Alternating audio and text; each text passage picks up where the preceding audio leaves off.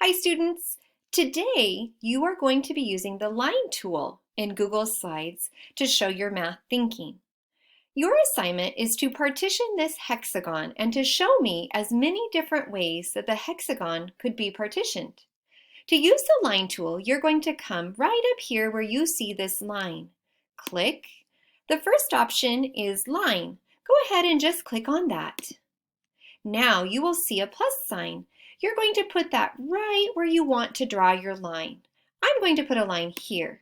Click, it drops down the line, and then I move the next side to where I want my line to end. Click. When I click off of the hexagon, you can see that I have just partitioned it using the line tool into halves.